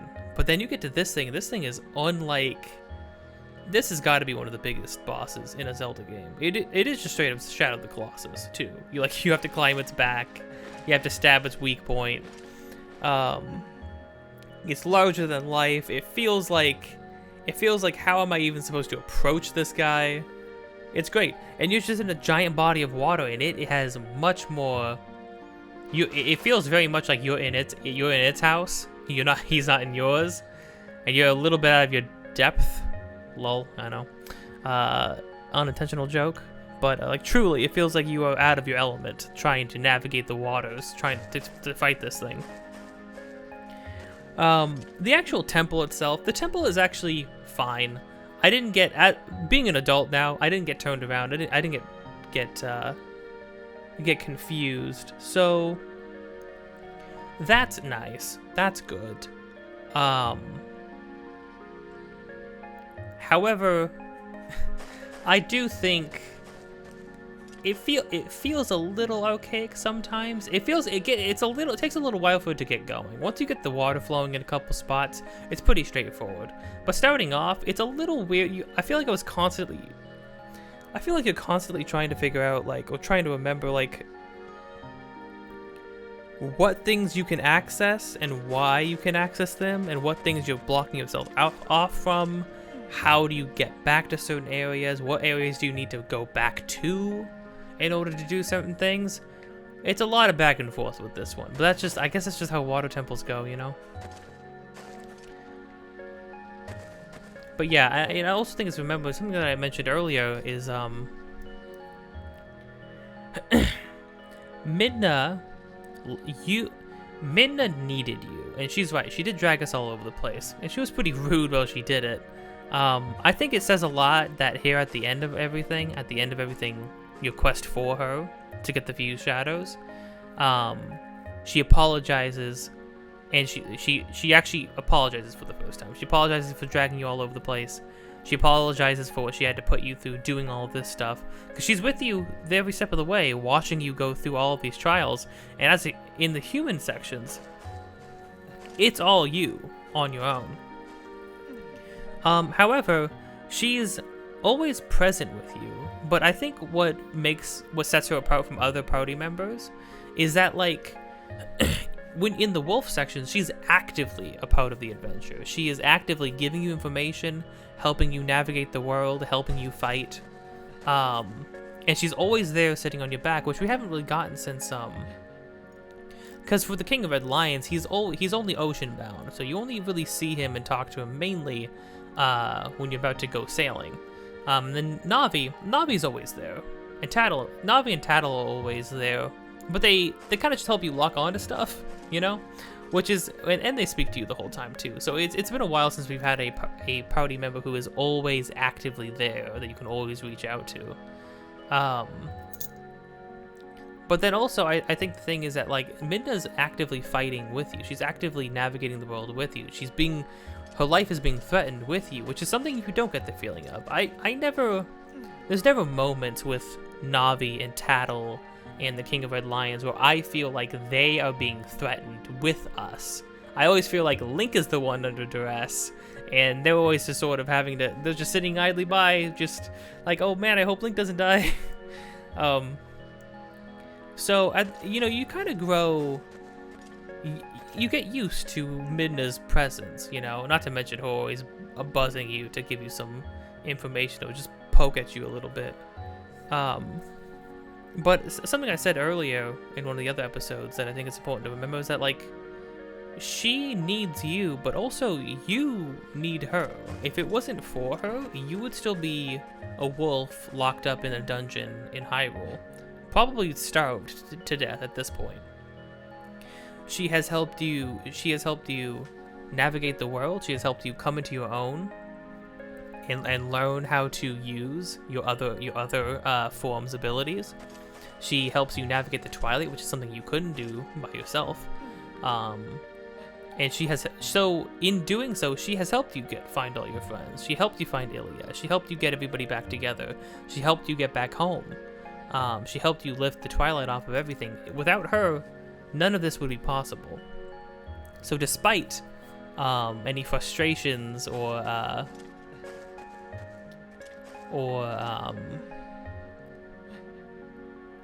sort of mean-spirited nature she may have, she has helped you just as much as you helped her, and you truly couldn't have done any of this without her, which is really important to remember. That ultimately, regardless of how you feel about Midna at this point, you needed her as much as she needed you.